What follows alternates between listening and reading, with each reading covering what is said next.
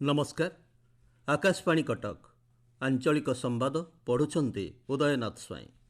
मुख्य संवाद। देश में 2 मास पई महजुद रही अशोधित तैल। सत्यवादी अंचलर पुनर्विकास सहित पुरी रे विश्व पर्यटन केन्द्र और हेरिटेज कॉरिडोर निर्माण कराजिब कहिले मुख्यमंत्री। भुवनेश्वर ठारे ग्लोबल भिसा आवेदन केन्द्र उद्घाटित। राज्य में धान किणा अवधि को आउ 7 दिन वृद्धि कले सरकार। एवं काल बैशाखी प्रभाव में राज्यर 6टी जिले में वज्रपात सहित वर्षा संभावना। प्रबल गरम और गुलुगुली नहीं गंजाम गजपति पुरी जिला को पाणीपाग केन्द्रर सतर्क सूचना। केन्द्र सरकार इंधन मूल्य वृद्धि को रोकने पाई उत्पाद शुल्क ह्रास करिसंते। पेट्रोल और डीजेल मूल्य स्थिर रखिया रप्तानी शुल्क लागू करिसंते बोली पेट्रोलियम और गैस मंत्रालय जुग्म सचिव सुजाता शर्मा कहिसंते। नुआदिल्ली ठारे आयोजित आंत मंत्री स्तरीय सांबादिक सम्मेलन को संबोधित करी श्रीमती शर्मा कहिसंते देश में 2 मास पई अशोधित तैल महजुद रही। रिफाइनरी गुड़िक पूर्ण क्षमतार चालू रही। घरोई उपभोक्तांक पई पेट्रोल और डीजेल दर में कौनसी वृद्धि घटी नहीं। स्वतंत्र उत्कल प्रदेश गठन आज 91 वर्ष पदार्पण करिछि। 1936 मसीहा एप्रिल मास आज दिन में ओडिशा भाषा भित्तिक राज्य भाव गठन करा जायथिला।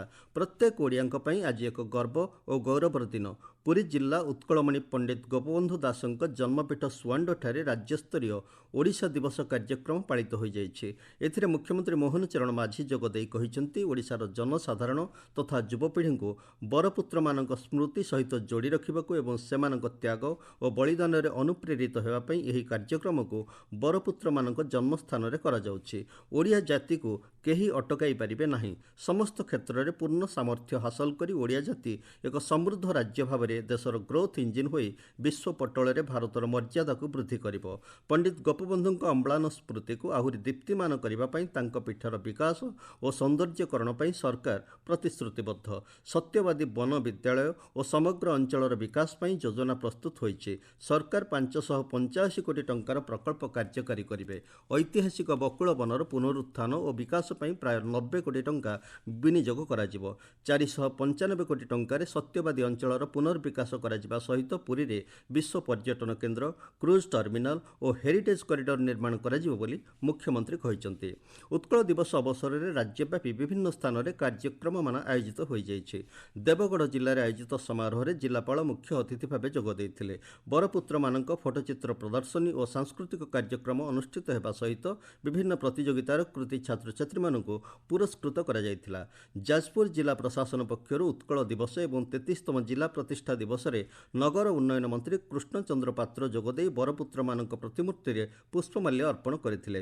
परे मंत्री श्री पात्र गौतम बुद्ध संस्कृति भवन परिसर में एक फोटो प्रदर्शनी को उद्घाटन करथिले। सुवर्णपुर ठारे आयोजित समारोह में जिलापाल नृपराज साहू मुख्य अतिथि भाव जोगदे बरपुत्र को श्रद्धांजलि देवा सहित ओडिशा तथा सुवर्णपुर जिलार क्रम विकास उपर आलोकपात करथिले।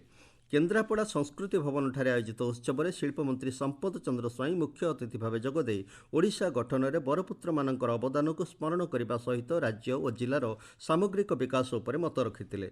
बौद्ध ठारे जिलास्तरीय उत्कल दिवस महासभानवर पालित हो जाइए। टाउन हॉल ठारे आयोजित सभार मुख्य अतिथि भाव जिलापाल विभूतिभूषण नायक जोगदे। नुआपड़ा जिला प्रशासन पक्षर आयोजित समारोह में जिलापाल मधुसूदन दास जोगदे ओडिशार बरपुत्र मानक अवदान को स्मरण कर भक्तिपूत श्रद्धांजलि अर्पण करथिले। गंजाम छत्रपुर संस्कृति भवन परिसर में जिलास्तरीय ओडिशा दिवस समारोह में जिलापाल भी कीर्तिभाषण जोगदे कार्यक्रम आभिमुख्य उपर आलोकपात करथिले। संबलपुर जिला प्रशासन तथा सूचना और लोकसंपर्क विभाग आनुकूल्य में आयोजित जिलास्तरीय उत्सव में जिलापाल सिद्धेश्वर बलिराम बंदर जोगदे ओडिशा गठन में प्रमुख भूमिका ग्रहण करिथिबा बरपुत्र मानक उपर आलोचना करथिले।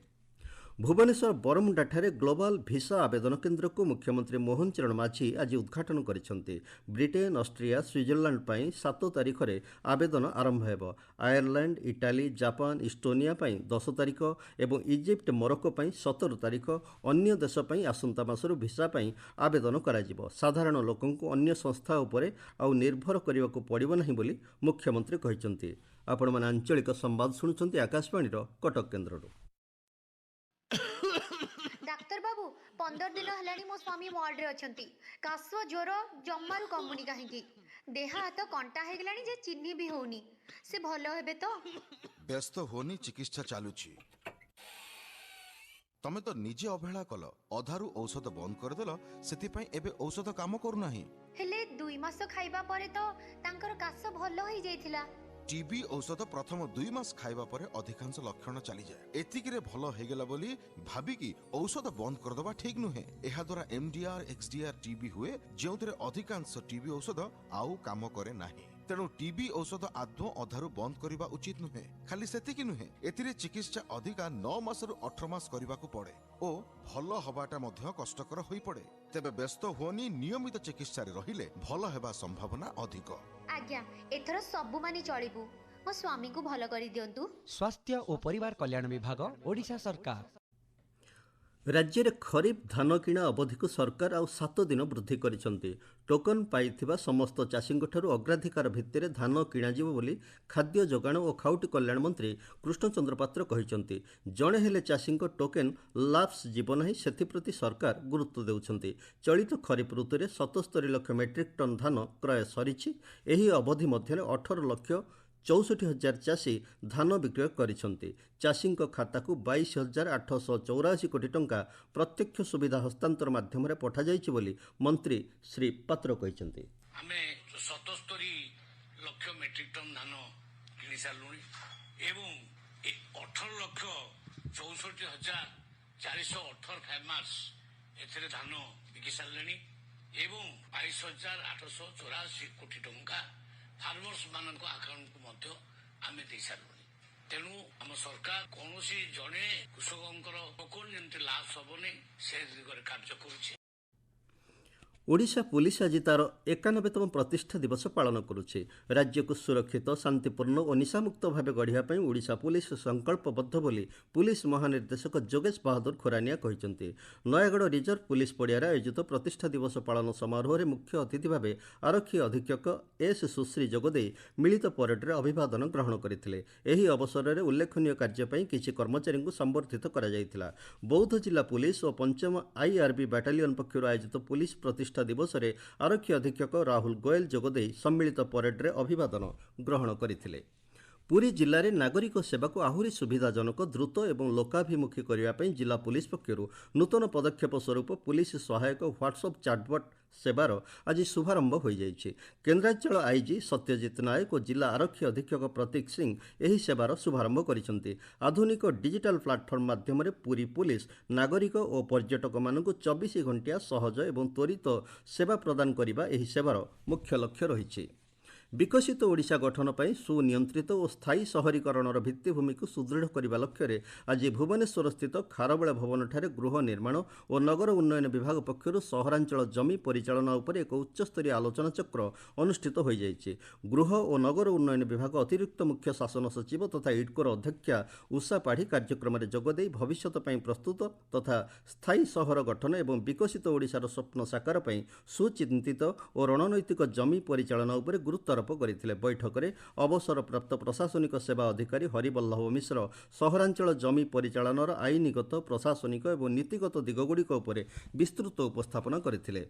ବିଦ୍ୟାଳୟ ଓ ଗଣଶିକ୍ଷା ମନ୍ତ୍ରୀ ନିତ୍ୟାନନ୍ଦ ଗଣ୍ଡ ଆଜି ନବରଙ୍ଗପୁର ଜିଲ୍ଲା ଗସ୍ତରେ ଯାଇ ବିଭିନ୍ନ କାର୍ଯ୍ୟକ୍ରମରେ ଯୋଗ ଦେଇଛନ୍ତି। ଗସ୍ତ ଅବସରରେ ମନ୍ତ୍ରୀ ଶ୍ରୀ ଗଣ୍ଡ ଉମରକୋଟ ବ୍ଲକରେ 5ଟି ରାସ୍ତା ସଂଯୋଗୀକରଣ ନିମନ୍ତେ ଶିଳାନ୍ୟାସ କରିଛନ୍ତି। ପ୍ରତ୍ୟେକ ରାସ୍ତା ପାଇଁ 10,50,000 ଟଙ୍କାର ବ୍ୟୟବରାଦ ରହିଛି। ମନ୍ତ୍ରୀ ଶ୍ରୀ ଗଣ୍ଡ ଆଜି କୁର୍ସିଠାରେ 3 କୋଟି ଟଙ୍କା ବ୍ୟୟ ଅଟକଳରେ ଏକ ହଷ୍ଟେଲ ନିର୍ମାଣର ମଧ୍ୟ ଶିଳାନ୍ୟାସ କରିଛନ୍ତି। ପାଣିପାଗ କାଳବୈଶାଖୀ ପ୍ରଭାବରେ ରାଜ୍ୟର ବିଭିନ୍ନ ଜିଲ୍ଲାରେ ଆଗାମୀ 3 ଦିନ ଝଡ଼ ବର୍ଷା ହେବାର ସମ୍ଭାବନା ରହିଛି। ନୂଆପଡ଼ା, ନବରଙ୍ଗପୁର, ପୁରୀ, ଜଗତସିଂହପୁର, ଗଞ୍ଜାମ ଓ ଗଜପତି ଜିଲ୍ଲାରେ ଆସନ୍ତା 24 ଘଣ୍ଟା ମଧ୍ୟରେ ବଜ୍ରପାତ ସହ ବର୍ଷା ହେବା ନେଇ ଭୁବନେଶ୍ୱର ଆଞ୍ଚଳିକ ପାଣିପାଗ ବିଜ୍ଞାନ କେନ୍ଦ୍ର ପକ୍ଷରୁ ସତର୍କ ସୂଚନା ଜାରି କରାଯାଇଛି। ସ୍ଥଳ ବିଶେଷରେ ପବନର ବେଗ ଘଣ୍ଟା ପ୍ରତି 30ରୁ 40 କିଲୋମିଟର ରହିବା ନେଇ ଅନୁମାନ କରାଯାଉଛି। ପ୍ରବଳ ଗରମ ଏବଂ ଗୁଳୁଗୁଳି ନେଇ ଗଞ୍ଜାମ, ଗଜପତି, ପୁରୀ ଜିଲ୍ଲାକୁ ସତର୍କ ସୂଚନା ଜାରି କରାଯାଇଛି। ମୁଖ୍ୟ ସମ୍ବାଦ ପୁଣି ଥରେ। ଦେଶରେ 2 ମାସ ପାଇଁ ମହଜୁଦ ରହିଛି ଅଶୋଧିତ ତୈଳ। ସତ୍ୟବାଦୀ ଅଞ୍ଚଳର ପୁନର୍ବିକାଶ ସହିତ ପୁରୀରେ ବିଶ୍ୱ ପର୍ଯ୍ୟଟନ କେନ୍ଦ୍ର ଓ ହେରିଟେଜ୍ କରିଡର ନିର୍ମାଣ କରାଯିବ, କହିଲେ ମୁଖ୍ୟମନ୍ତ୍ରୀ। ଭୁବନେଶ୍ୱରଠାରେ ଗ୍ଲୋବାଲ ଭିସା ଆବେଦନ କେନ୍ଦ୍ର ଉଦ୍ଘାଟିତ। ରାଜ୍ୟରେ ଧାନ କିଣା ଅବଧିକୁ ଆଉ 7 ଦିନ ବୃଦ୍ଧି କଲେ ସରକାର ଏବଂ କାଳବୈଶାଖୀ ପ୍ରଭାବରେ ରାଜ୍ୟର 6ଟି ଜିଲ୍ଲାରେ ବଜ୍ରପାତ ସହିତ ବର୍ଷା ସମ୍ଭାବନା। ଆଞ୍ଚଳିକ ସମ୍ବାଦ ଆଜି ପାଇଁ ଏତିକି। ନମସ୍କାର।